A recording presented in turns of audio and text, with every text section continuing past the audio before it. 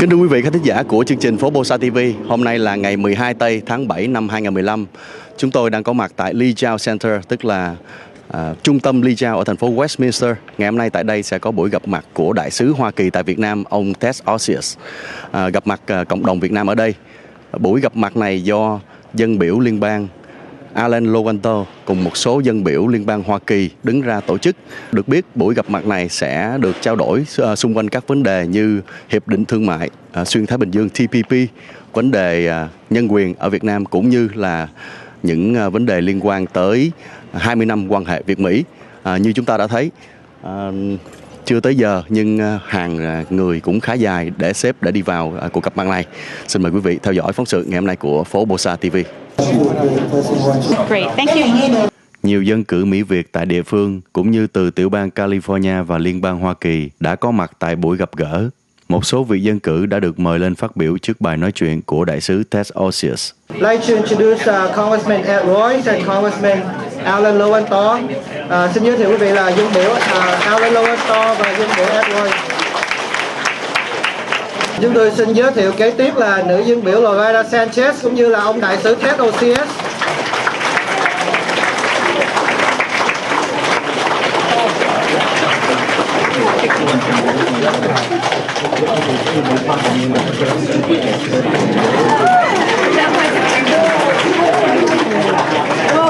Trước hết, xin cho phép chúng tôi được giới thiệu thành phần của các vị dân cử có mặt ngày hôm nay.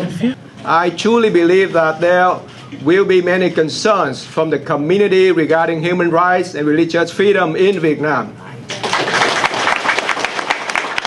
Vietnam continues to trample religious freedom. It does not allow for peaceful dissent. It holds countless prisoners of conscience.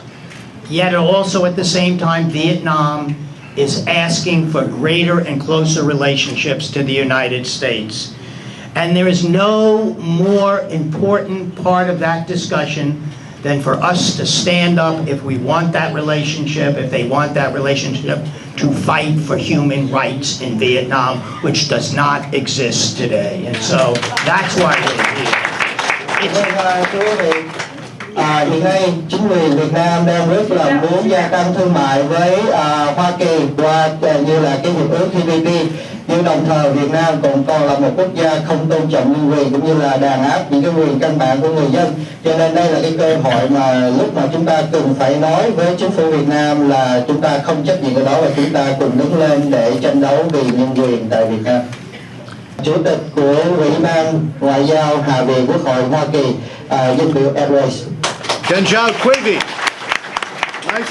Nice to see everyone here today, and let me welcome the ambassador Ted Osious here to Orange County, and let me say also that it is wise that he is here in Orange County, California, because the best input, the best advice, I think, can be obtained from the Vietnamese community here. Vietnamese American community has given me over the years tremendous insight, and I want to thank State Senator Janet Nguyen here with us for a lot of her ideas in terms of what we can do to change the situation in Vietnam.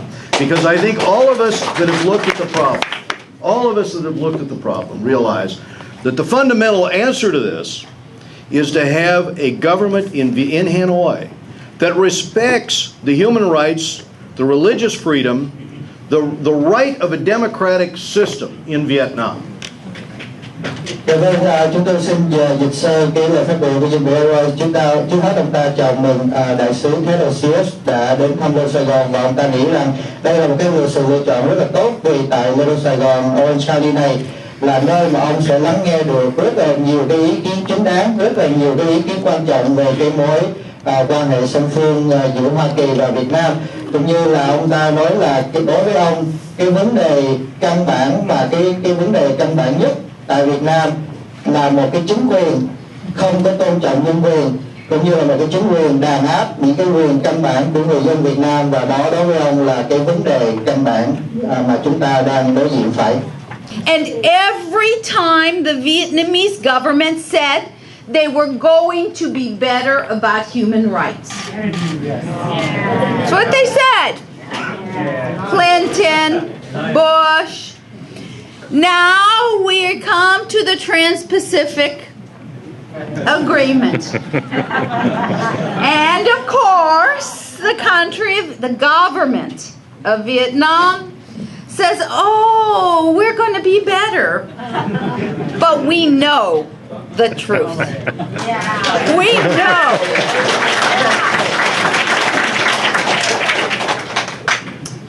So, how do we fight for these human rights? How do we get you, Mr. Ambassador, the power and the foundation for you to walk in and try to get these human rights? That is what we are here today to talk about. I am honored to introduce now Congressman Dana Roebuck. I think that if we do move forward with a different relationship to the government in Vietnam, it has to be step by step, and we have to have steps that we can understand, measurable steps, things that we can, they're going to have to do some things. And what I would suggest, perhaps you start off with things that they could easily do if indeed they have a change of heart about the type of government that they want to impose in Vietnam. Hiểu được sự quan tâm của khối cử tọa, trong bài nói chuyện của mình, Đại sứ Ted Osious đã bắt đầu và nói chi tiết về vấn đề nhân quyền tại Việt Nam. Ngay sau đó, ông cũng nói về sự lạc quan của ông về tình hình Việt Nam với những lý do cụ thể. Xin chào quý vị và các bạn. Cảm ơn đã mời tôi đây hôm nay. Và trước hết tôi muốn giải thích tại sao tôi sẽ nói tiếng Việt với giọng Bắc. Tại vì lần đầu tiên khi tôi đã sang đến Việt Nam, tôi đã học với một giáo viên tên là Bà Hiền, giáo viên của miền Nam. Và lúc đó tôi đã nói với giọng Nam. Và sau khi chuẩn bị lần này để trở lại đến Việt Nam, tôi đã học với hai giáo viên của Hà Nội. Và họ đã dạy tôi giọng Bắc. Và bây giờ xin lỗi tôi nói với giọng Bắc. Nhưng tôi có thể hiểu cả hai giọng và miền Trung và Nghệ An và miền Tây, các giọng của tiếng Việt không sao. Và khi chúng ta có cơ hội để trao đổi ý kiến, chúng ta có thể nói bằng tiếng Anh, bằng tiếng Việt, giọng Bắc, giọng Nam, giọng miền Trung. Không sao. Tôi như bà Sanchez đã nói về sếp của tôi, ông đại sứ cũ tên là Pete Peterson. Và tôi rất là tôn trọng Pete Peterson. Ông ấy là bạn thân và ông ấy là đại sứ tuyệt vời. Và tôi cố gắng rất nhiều để theo ông ấy. Và ông ấy đã tôn trọng quý vị và các bạn rất nhiều. Và đó là lý do ông ấy đã bắt đầu truyền thông này để sang đây. Và mỗi đại sứ đã sang đây sau đó để trao đổi ý kiến và để học nhiều của quý vị và các bạn. Tôi sẽ bắt đầu để nói một chút về nhân quyền. Và sau đó tôi sẽ cố gắng giải thích tại sao tôi lạc quan về vấn đề này. First of all, in 2013, our two presidents, the presidents of Vietnam and the president of the United States, signed a comprehensive partnership agreement. And they made a core pillar of that agreement human rights. So the reason I am optimistic, there are a couple of reasons. One is how much I've seen change in 20 years. When I first went to Vietnam to work for Ông Đại sứ Pete Peterson, there was no internet. There was no civil society in Vietnam.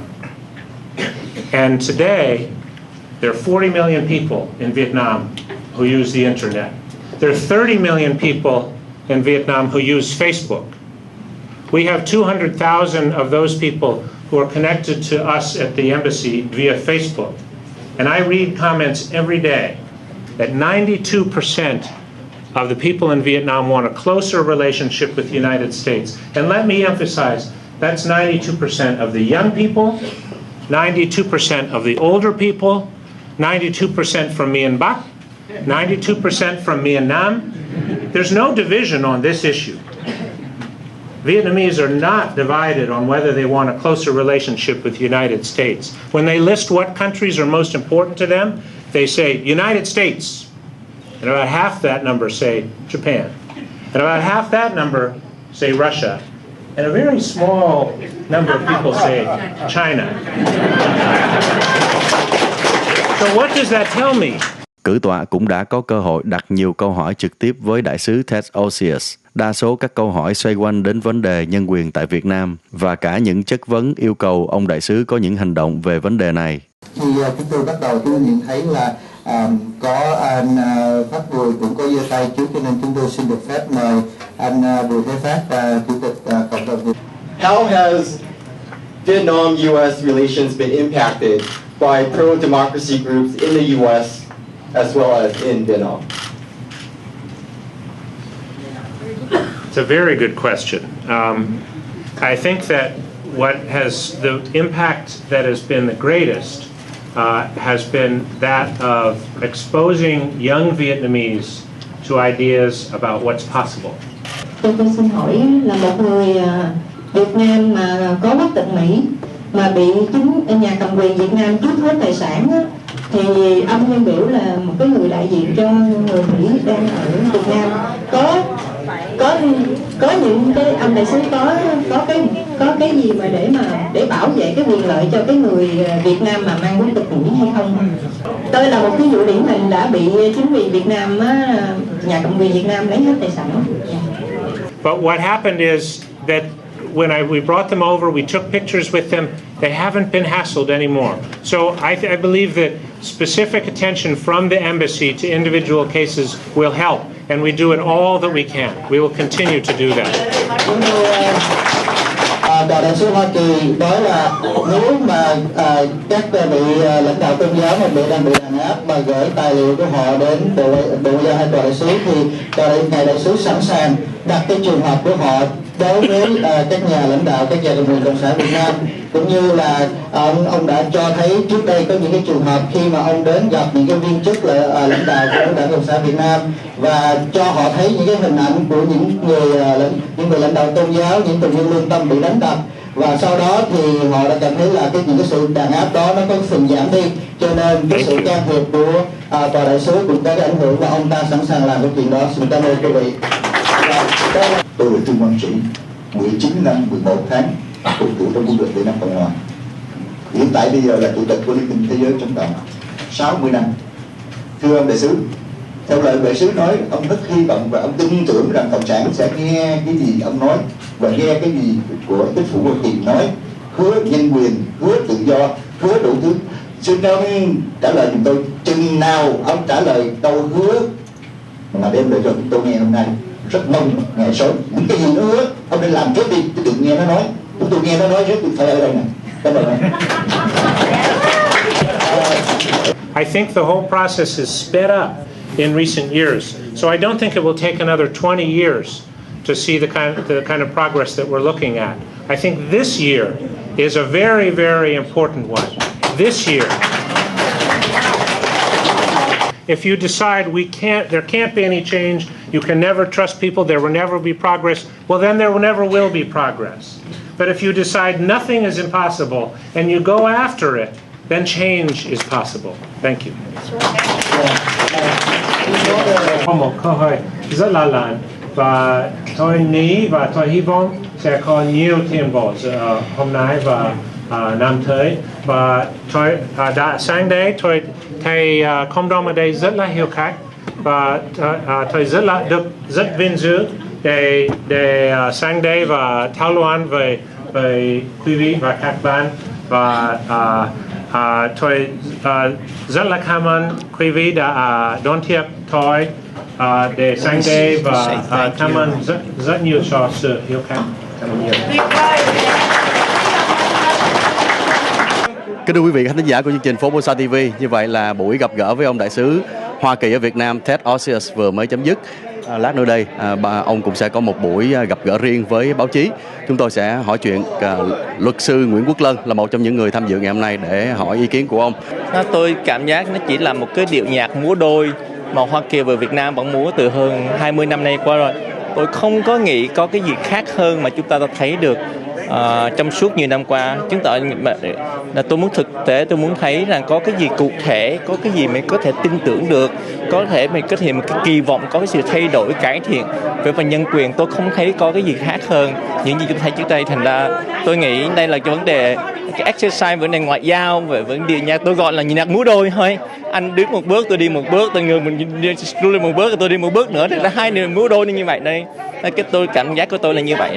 Ông Nguyễn Sang là một người Mỹ nhưng mà nói tiếng Việt rành hơn ai hết.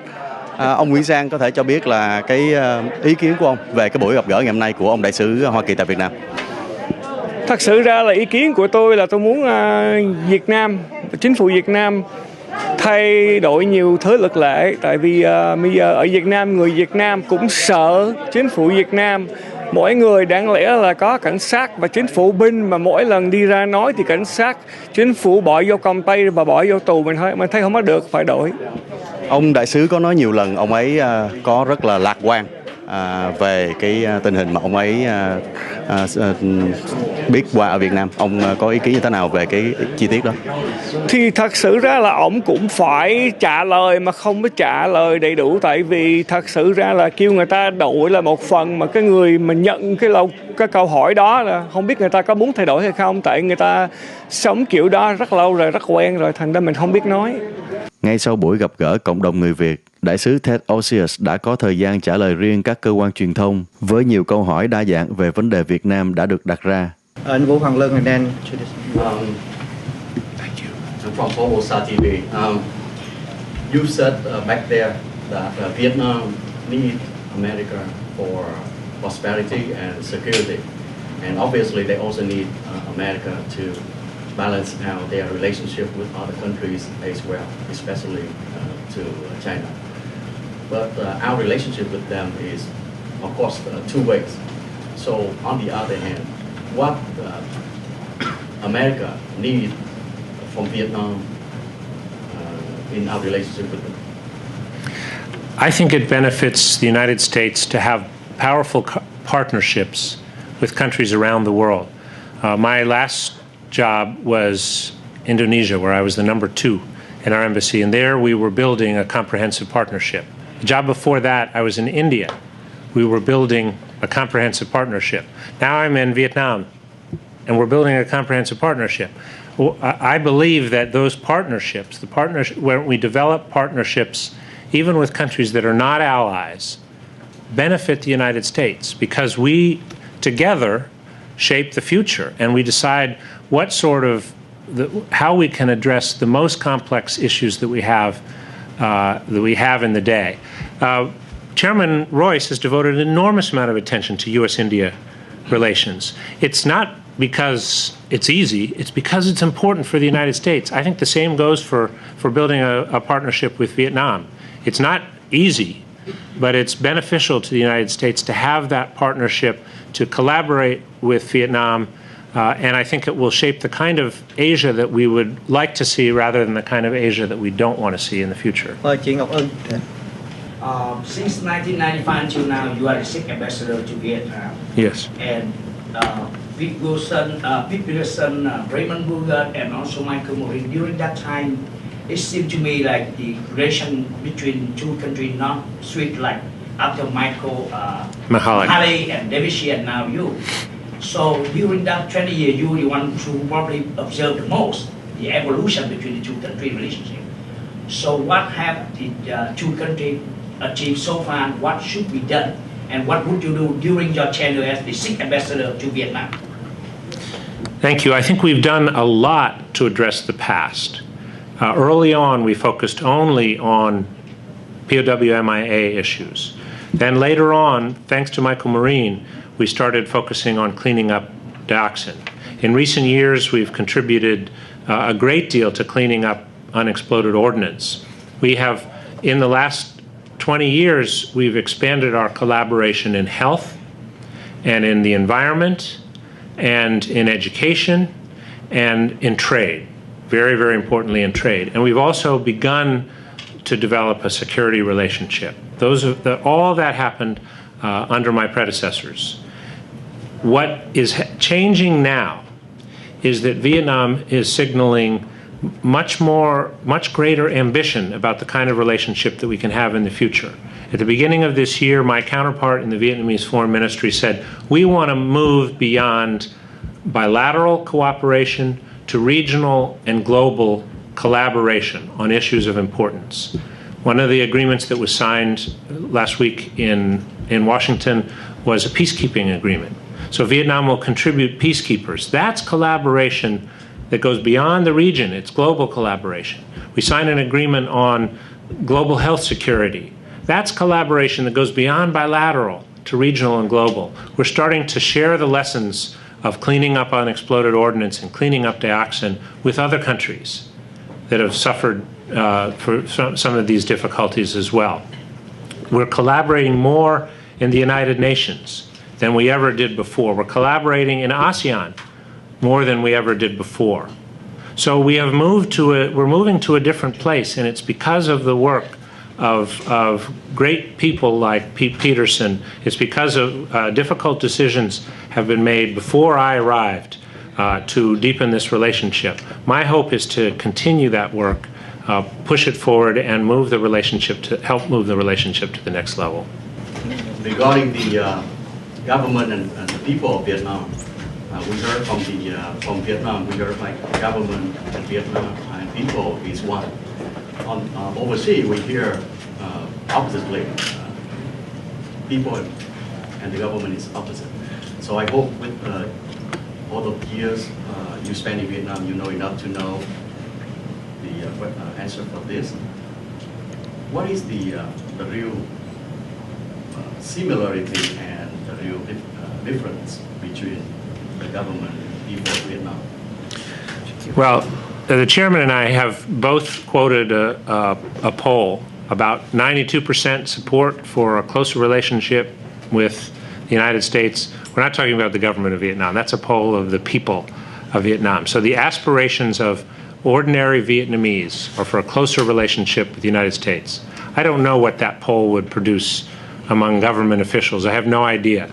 But there are at least indications that many leaders in Vietnam would like a closer relationship with the United States. And that is what I focus on. My job is to focus on how we can bring our two countries together in a way that respects American values.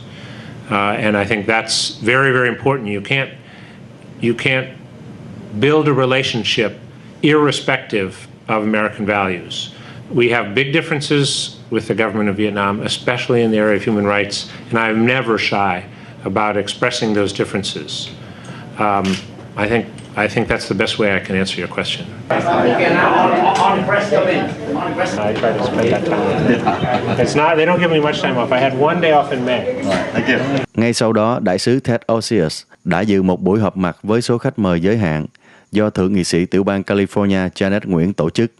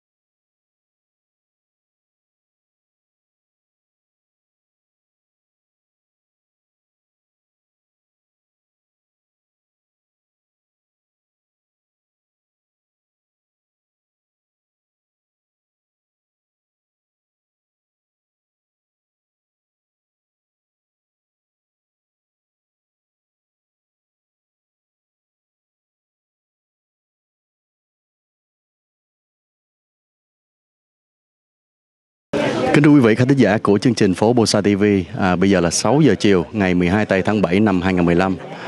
Sáng nay, ông đại sứ Hoa Kỳ tại Việt Nam, ông Ted Osious đã có buổi gặp gỡ với nhiều người trong cộng đồng người Việt ở quận Cam, trả lời rất nhiều câu hỏi và cũng đã có gặp với báo chí sau đó.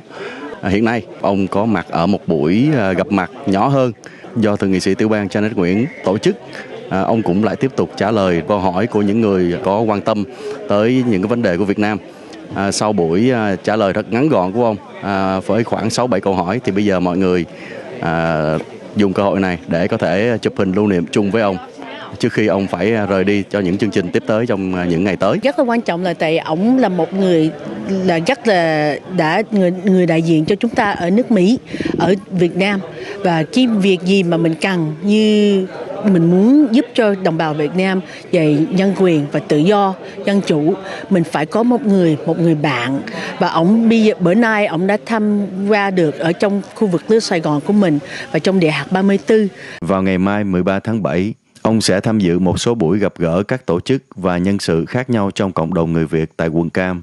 Trong những ngày tới, đại sứ Ted Osious sẽ có những buổi gặp gỡ cộng đồng người Việt ở vùng Bắc California trước khi quay trở lại Việt Nam vào giữa tuần này.